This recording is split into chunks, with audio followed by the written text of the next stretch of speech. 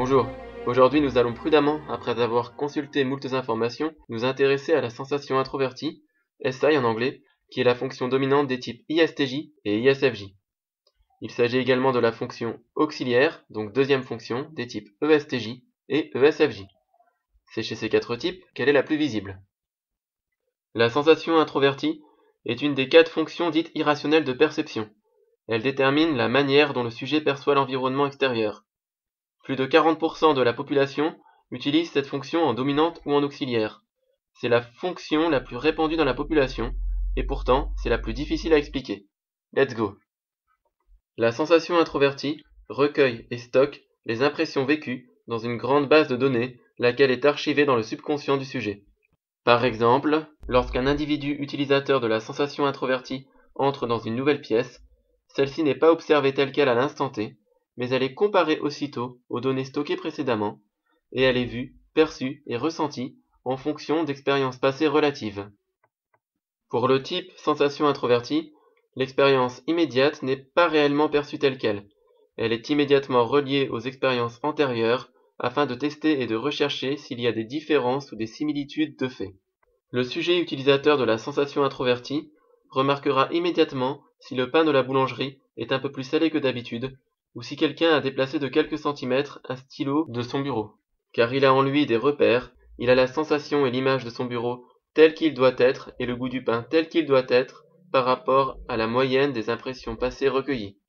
Le piège est qu'occasionnellement, si dans la réalité, une donnée dérive par rapport aux expériences antérieures dans un domaine censé être familier, le sujet peut renier la réalité objective du présent, lui préférant un idéal construit sur les ressentis subjectifs des expériences passées.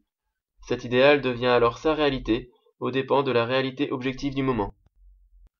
Les utilisateurs de la sensation introvertie observent souvent une certaine prudence dans leur manière d'appréhender le monde. Ils sont tempérés et raisonnés, ils s'appuient sur leurs expériences et sur l'expérience d'autrui, et ne se jettent jamais la tête la première dans l'inconnu. Ils sont prudents et tempérants, ont de bonnes capacités d'organisation, et leur environnement est souvent bien rangé. De par son rapport privilégié à ses ressentis d'impression vécue, le type sensation introvertie est plus encore conditionné par son passé que les autres types. Par exemple, après un accident de voiture, le type sensation introvertie pourra avoir plus de difficultés à reprendre le volant, car le simple fait de s'asseoir sur le siège conducteur réveillera en lui des impressions liées à l'accident. Par ailleurs, le type sensation introvertie peut entretenir un rapport très nostalgique avec certains objets ou lieux lesquels font ressurgir des impressions et des sensations de moments passés auxquels le sujet accorde une grande importance. Ne cassez donc rien chez un sujet de type sensation introvertie, car la perte d'un objet d'apparence anodine pourrait avoir une incidence sur la psyché de son propriétaire. La grand-mère de type sensation introvertie, qui doit tout abandonner pour aller en maison de retraite, ne se remettra probablement pas de laisser derrière elle son environnement familier. Dans la même veine, les vieux couples qui refusèrent de déménager après l'incident de Tchernobyl étaient probablement du type sensation introvertie. Leurs âmes étaient liées à leur maison. Alors maintenant, revenons sur les différences observées entre la sensation extravertie et la sensation introvertie.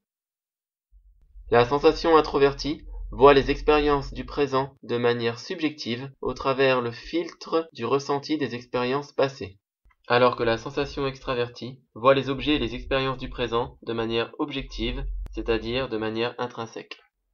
La sensation introvertie est prudente et tempérée, alors que la sensation extravertie aime les sensations fortes et prend parfois des risques inconsidérés. Enfin, lors d'un séjour à l'étranger, le type sensation extravertie sera extrêmement enthousiaste à l'idée de découvrir la nourriture locale, alors que le type sensation introvertie pourra être gêné de n'avoir aucun repère gustatif et parfois cela pourra lui gâcher le voyage.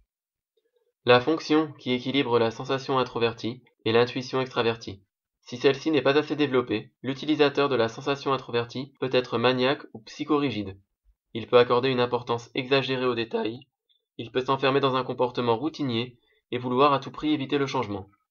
En développant son opposé, l'intuition extravertie, le sujet pourra s'ouvrir à de nouvelles activités, il acceptera la nouveauté et le changement de manière positive, et il aura sur l'avenir un regard plus optimiste. Pour finir, observons que la sensation introvertie n'a pas réellement de corrélation avec l'énéagramme. Comme pour l'intuition introvertie, c'est en fusionnant avec son auxiliaire que cela donne une préférence d'énéatype. Les ISTJ sont souvent en base 1, 5 et 6, alors que les ISFJ se retrouvent souvent en base 2, 6 et 9. Malgré tout, il en ressort que le 6 est un énéatype commun auquel la sensation introvertie augmente la prédisposition chez les deux types dont c'est la fonction dominante. J'espère que cette vidéo vous a éclairé. N'hésitez pas à laisser un pouce bleu ou à commenter. À bientôt!